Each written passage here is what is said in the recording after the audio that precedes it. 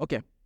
Alhamdulillahirabbil alamin artinya alhamdu ialah segala puji-pujian yang wujud di muka bumi ini. Artinya segala puji-pujian yang wujud di muka bumi ini lillahi rabbil alamin. Ia milik ataupun hanya layak bagi Allah Rabbil alamin. Rabb ataupun penguasa bagi sekalian alam.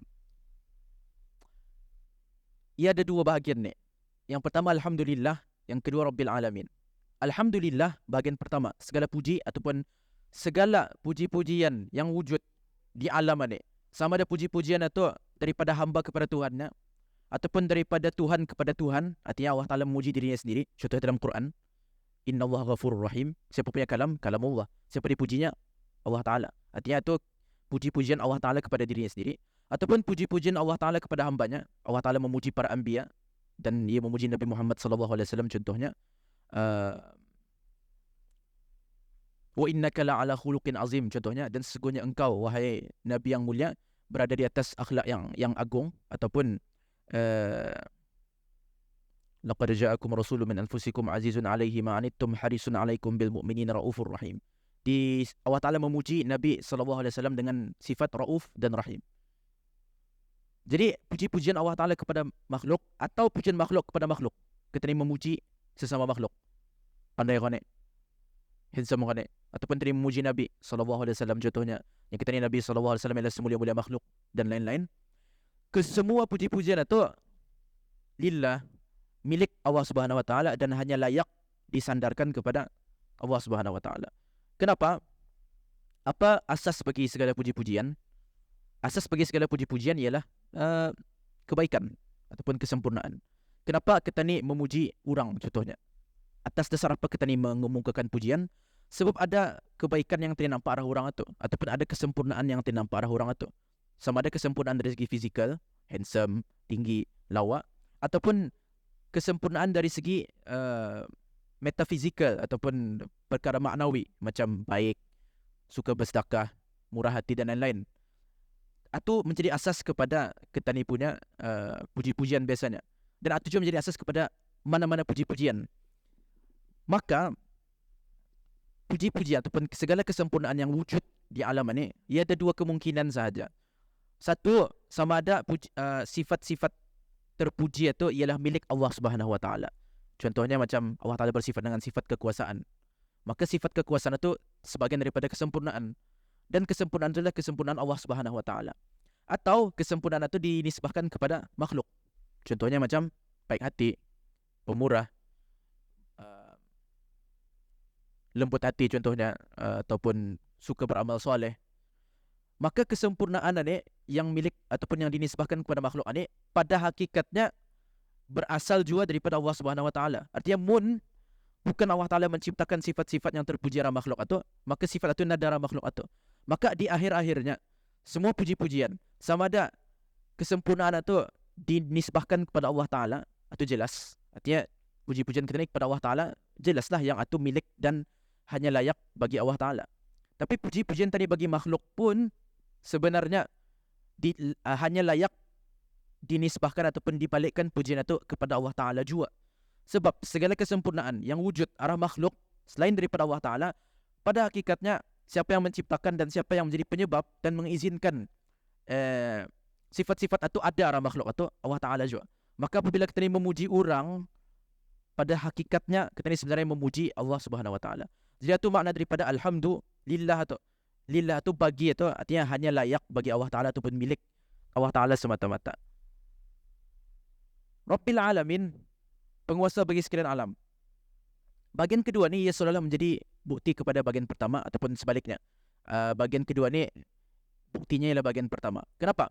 Sebab hanya penguasa bagi sekalian alam sahajalah yang mampu dan berkuasa menciptakan segala perkara di alam ini, termasuk segala puji-pujian itu.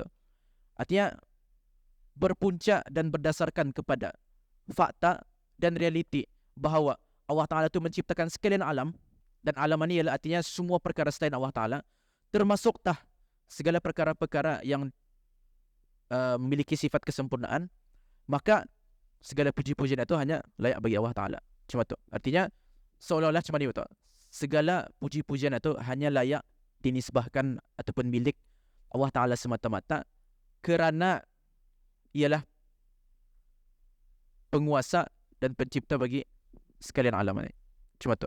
Kira-kira cuma tu. Dan biasanya diikuti dengan selawat lepas itu. Dan ini ia macam ketika alhamdulillahirabbil alamin itu kita ni memuji Allah Taala. Kita ni memuji asal bagi semua rahmat dan asal bagi segala kesempurnaan. Kemudian bila mana tadi berselawat kepada Nabi Muhammad sallallahu alaihi wasallam selepas itu, ia macam pujian yang lebih khusus. Kenapa? Sebab sebesar-besar nikmat yang Allah Taala kurniakan arah hambanya ialah nikmat iman. Dan melalui tangan siapa kita ni berlurih nikmat iman itu dengan Nabi Muhammad sallallahu alaihi wasallam. Artinya melalui jalan Nabi Muhammad sallallahu alaihi wasallam. Jadi bila mana kita ni berselawat kepada Nabi Muhammad sallallahu alaihi wasallam selepas kita ni memuji Allah Taala, ia seolah-olah kita ni melakukan pujian yang khusus lagi selepas itu, iaitu pujian kepada orang ataupun berterima kasih kepada orang yang dengan ataupun di atas tangannya nikmat Allah Taala tu dikurniakan arah kita ni. Dalam sebuah hadisnya Nabi sallallahu alaihi wasallam, man la yashkurun nas la yashkurullah. Siapa yang indah berterima kasih arah manusia, artinya indah berterima kasih arah Allah Taala. Artinya kita ni dituntut bah. Walaupun tani tahulah, walaupun tani tahu yang kita ni tahu sudah awal segala nikmat dan kurnia hakikatnya daripada Allah Taala juga. Artinya orang bagi kita ni makanan contohnya, ataupun orang menolong kita ni, pada hakikatnya siapa yang ataupun apa asal daripada pertolongan dan nikmat itu Allah Taala yang bagi. Lurus. Tapi dalam masa yang sama syarak memerintahkan kita ni untuk mengucapkan terima kasih dan bersyukur arah orang yang menjadi sebab ataupun yang arah di atas tangannya dilalukan nikmat itu oleh Allah Taala. Maka berdasarkan kepada kaedah itu kita ni berselawat kepada Nabi Muhammad sallallahu alaihi wasallam sebab majoriti daripada nikmat-nikmat besar yang tadi perolehi daripada iman, daripada Islam, daripada hidayah, daripada akhlak yang baik, daripada ibadah, daripada syafaat dan lain-lain, semuanya lalu melalui laluan Nabi Muhammad sallallahu alaihi wasallam. Maka ia ada kaitan di antara syukur yang pertama, iaitu syukur kepada Allah Taala yang menjadi asal kepada semua nikmat itu, dan syukur yang kedua selawat kepada Nabi Muhammad sallallahu alaihi wasallam sebagai tanda kesyukuran kita ni yang pertama kepada Allah kepada nikmatnya yang khusus satu, dan syukur juga kita ni kepada Nabi Muhammad sallallahu alaihi wasallam ataupun terima kasih kepada Nabi Muhammad sallallahu alaihi wasallam kerana nikmat Allah Taala itu dijalankannya ataupun dilalukannya melalui laluan Nabi Muhammad sallallahu alaihi wasallam. Maka Imam Nawawi di sininya bismillahirrahmanirrahim, alhamdulillahirabbil alamin, qayyumis samawati wal ardin. Ini sifat Allah Taala lagi satu, iaitu qayyumis samawati wal ardin, yang mendirikan segala langit dan bumi. Artinya semua perkara yang wujud di langit dan di bumi, siapa yang mencipta dan mewujudkannya? Allah Taala. Maka digelar sebagai qayyum as-samawati wal ardin, mudabbiril khalaiqi ajma'in. Mudabbir yang mentadbir, artinya segala hal ehwal makhluk, segala hal ehwal dan sifat-sifat dan peristiwa-peristiwa yang terjadi arah makhluk dari awal kewujudan sehingga kepada akhir kewujudan, siapa yang mentadbir dan menyusun dan mencipta? Allah Ta'ala juga. Ba'ithir rusuli salawatuhu wassalamu alaihim ilal mukallafin. Dan siapa yang mengutus Rasul, berbalik arah kaedah tadi, oleh sebab Allah Ta'ala yang mentadbir seluruh keadaan ataupun seluruh perkara yang wujud di alam ini, maka termasuk daripada perkara-perkara yang berlaku pada alam ini ialah diutusnya Rasul. Maka dengan izin dan kehendak Allah Ta'ala, ia mengutus para Rasul. Kenapa? Ataupun untuk tujuan apa? Lihidayatihim. Yang pertama untuk memberi hidayah kepada bisturang, untuk menjadi petunjuk dan guide kepada sekalian manusia. Wa bayani syara'i'id, dan menerangkan syariat-syariat agama. Okey, agama ni yang pertama ia ada berbentuk teori. Artinya set yang berbentuk teori. Contohnya dalam Quran kita ni tahu yang kita ni diperintahkan untuk sembahyang, wa aqimus solah, dan dirikanlah sembahyang. Tapi aplikasi dan praktikal dan penerangan daripada ibadah sembahyang itu di mana tadi berlurih daripada Nabi Muhammad sallallahu alaihi wasallam. Maka itu salah satu daripada tugas para rasul, iaitu untuk menerangkan syariat-syariat agama itu. Artinya Al-Quran pada dirinya mengandungi syariat Islam, lurus. Tapi macam mana kita akan melihat pelaksanaannya di alam realiti, dan macam mana kita akan tahu apa detail-detail dalam ibadah itu, dan macam mana sepatutnya ibadah itu dilakukan melalui Nabi SAW ataupun secara umumnya melalui para rasul yang diutus itu. Lihidayatihim wa bayani syara'i'id-din bid-dalailil qat'iyyati wa wadihatil barahin. Dan bila mananya kita ni diorang itu memberi hidayah dan menerangkan syariat agama, adakah semata-mata dengan seruan saja? Indah. Malah diorang dilengkapi oleh Allah Ta'ala dengan dalailil qat'iyyah, dalil-dalil yang pasti, dan wadihatil barahin, dan bukti-bukti yang jelas. Artinya para anbiya dan para rasul, bila mana diorang diutus oleh Allah Subhanahu Wa Ta'ala, diorang bukan sahaja diutus dengan syariat, dengan risalah, sampaikan saja, awak itu salah satunya, tapi diorang pun juga dilengkapi dan dikurniakan Allah Ta'ala bukti-bukti dan hujah-hujah yang kukuh, yang indah dapat ditolak dan diingkari oleh orang-orang yang mengingkari.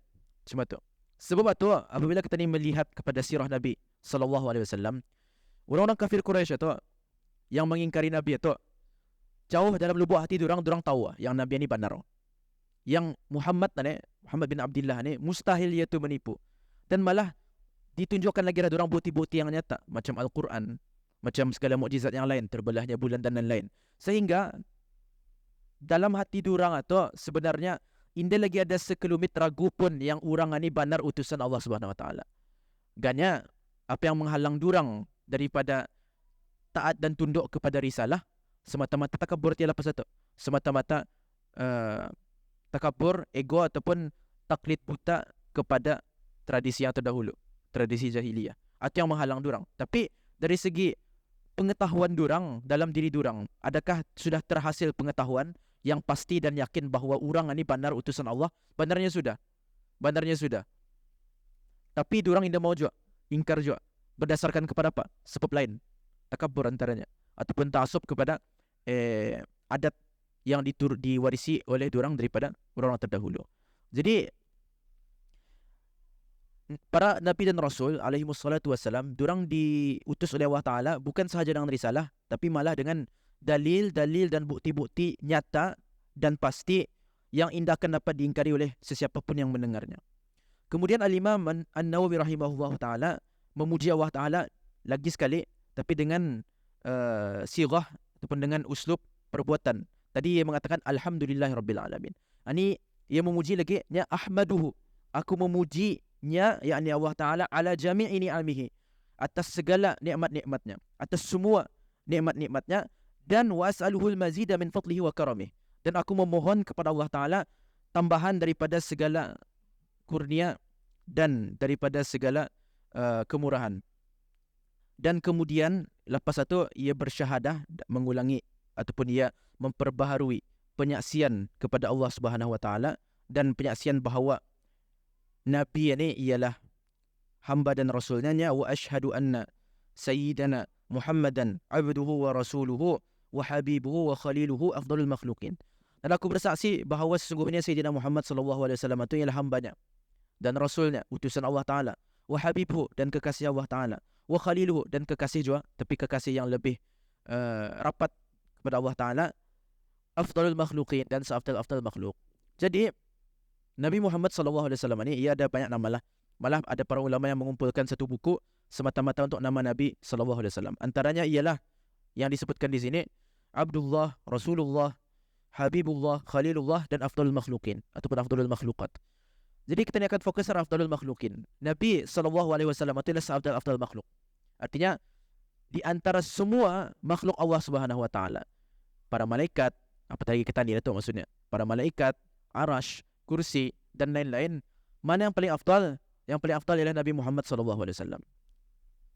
Apa buktinya? Dan ini merupakan ijma' para ulama dari dulu. Artinya ijma' para ulama ahli sunnah bahawa Nabi Muhammad SAW ialah semulia-mulia makhluk. Berdasarkan kepada apa? Ya Allah Ta'ala, walaqad karramna bani Adam, dan telah kami muliakan bani Adam. Artinya menjadi kesepakatan para ulama juga bahawa semulia-mulia makhluk ataupun semulia-mulia makhluk dari segi jenisnya ialah manusia. Artinya manusia adalah mulia makhluk daripada segi jenis, mengalahkan malaikat. Okey. Artinya kita ini sudah mensabitkan satu perkara berdasarkan kepada ayat walaqad karramna bani Adam, dan telah kami muliakan bani Adam. Artinya kita ini sudah sabitkan yang manusia ialah semulia-mulia makhluk berbanding makhluk yang lain, termasuk malaikat dan lain-lain.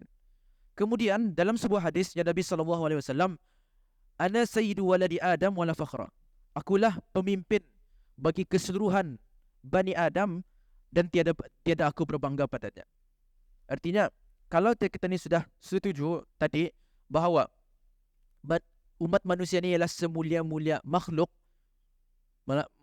melebihi makhluk yang lain, dan kemudian Nabi Muhammad SAW itu ialah penghulu dan ketua bagi sekalian Bani Adam, maka dapat dikatakan secara pasti dan yakin bahawa Nabi Muhammad SAW ini seafdal-afdal makhluk, mengalahkan malaikat, arash dan lain-lain. Coba tahu. Al-mukarramu bil Qur'anil aziz al-mu'jizatil mustamirrati ala ta'aqubis sinin. Dan Nabi SAW ini dimuliakan dengan apa? Dengan Quran. Quran ini apa bendanya? Quran, iaitu yang Quran itu ialah al-mu'jizatil mustamirrati ala ta'aqubis sinin. Ia mukjizat yang berterusan sepanjang zaman. Hatta sampai masa ni, adakah Al-Quran itu masih menjadi mukjizat kepada kita ni semua? Masih. Kenapa? Sebab cabaran Al-Quran itu masih berjalan. Ya Allah Ta'alanya, kalau kamu percaya, cuba datangkan satu kitab yang sama macam Al-Quran. Mun dapat juga, cuba datangkan at least 10 surah. Mun dapat juga, cuba datangkan at least 1 surah. Dan sependek-pendek surah ialah Al-Kawthar. Inna a'tainaka al-Kawthar, fasholli li rabbika wanhar, inna syani'aka huwal abtar. Dan sepanjang zaman ada percubaan, tapi tidak ada satu pun yang dapat melawan ataupun tidak ada satu pun yang dapat sekurang-kurangnya fight bersamaan dengan Al-Quran. Maka dari sana kita ni mengatakan bahawa Al-Quran merupakan sebuah mukjizat yang masih berterusan sepanjang zaman sampai ke hari kiamat, hatta pada zaman ini. Artinya tidak ada seorang pun makhluk setakat ini dan sehingga hari kiamat juga akan dapat mendatangkan suatu kitab ataupun malah 10 surah ataupun malah 1 surah yang sama dengan Al-Quran. Dia berlaku. Sebab itu Al-Quran sampai ini masih menjadi mukjizat yang menjadi bukti nyata bahawa Nabi Muhammad SAW ini benar-benar merupakan utusan daripada Allah Subhanahu Wa Taala. Wa bisunanil mustanirati lil mustarsyidin. Dan di antara kurnia yang dibagi oleh Nabi SAW juga ialah sunnah-sunnahnya yang menyinar bagi orang-orang yang meminta petunjuk. Artinya selain daripada Al-Quran, Allah Ta'ala juga menjamin bahawa segala sunnah, artinya segala perkara yang timbul daripada Nabi, sama ada dari segi perbuatan ataupun dari segi perkataan ataupun dari segi tindakan dan keputusan, semuanya mesti berupa wahyu daripada Allah Subhanahu Wa Taala. Artinya selain daripada Nabi SAW menyampaikan Al-Quran arah kita ni yang confirm daripada Allah Ta'ala, hatta segala perkataannya yang lain selain Quran, perbuatannya dan hatta segala tindak tanduknya, malah diamnya dan ia indah mengingkari apa-apa, merupakan wahyu daripada Allah Subhanahu Wa Taala juga. Sebab dalam Al-Quran Allah Ta'ala menyebutkan wa ma yantiqu 'anil hawa in huwa illa wahyu yuha. Ya, ia indah berkata-kata melainkan ia indah berkata-kata dengan hawa nafsunya, sesuka hatinya. Macam kita ni lah. Kita ni berkata-kata dengan keinginan kita ni lah. Artinya apa yang kita inginkan, kita ni cakap. Tapi Nabi SAW dia cuma tu, wa ma yantiqu 'anil hawa. Dan ini adalah berkata-kata daripada hawa nafsunya, daripada keinginannya semata-mata. In huwa illa wahyu yuha. Bukanlah ia melainkan semata-mata wahyu yang diwahyukan arahnya. Sebab itu sunnah Nabi SAW menjadi salah satu daripada dalil yang diiktibar dalam syarak. Artinya bukan Quran sahaja yang tempat kita ni mengekstrak hukum hakam ni ataupun hukum hakam agama dan syariat agama ni. Malah sunnah Nabi SAW pun menjadi kita ni punya sumber untuk hukum hakam dan sumber petunjuk dan hidayah. Dan itu yang kita ni cuba harapkan ataupun kita ni harapkan daripada program ini. Itu dengan membaca hadis-hadis Nabi SAW yang dengannya menjadi petunjuk untuk kita ni selain daripada Al-Quran. Sebab akhir-akhirnya macam tadi kan, di antara tugas Nabi ini ialah apa? Bayan syara'i'id-din, yang menerangkan syariat-syariat agama. Kita ni tahu bahawa petunjuk yang menunjukkan kita ni kepada jalan yang benar itu adalah Al-Quran. Itu kita ni tahu. Artinya Al-Quran itu ialah petunjuk kepada jalan yang benar. Kalau kita ni kan mau guideline dalam kehidupan tadi di dunia, apa bendanya Al-Quran, lurus.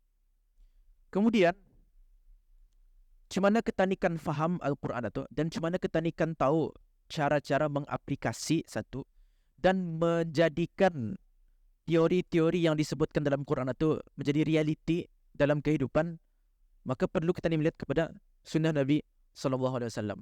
Macam mana Nabi memahami dan mengaplikasikan Al-Quran itu dalam kehidupannya. Itu sebabnya kita ni mempelajari sunnah Nabi SAW juga selain daripada Al-Quran. Sayyidatina Aisyah ditanya oleh sahabat yang lain, ya, bagaimana akhlak Nabi? Kana khuluquhu Al-Quran. Akhlak Nabi itu adalah Al-Quran. Artinya apa? Dari segi akhlaknya, ataupun dari segi akhlak Nabi SAW ini, ia tasdu Al-Quran itu. Artinya apa yang Al-Quran maukan daripada kita ni, ataupun daripada hamba, ataupun apanya Quran mengenai perkara-perkara yang mesti dibuat dan tidak boleh dibuat, siapa yang menyempurnakannya dalam ia punya bentuk nyata dan merealisasikannya di dalam kehidupan, yang paling sempurna ialah Nabi Muhammad SAW.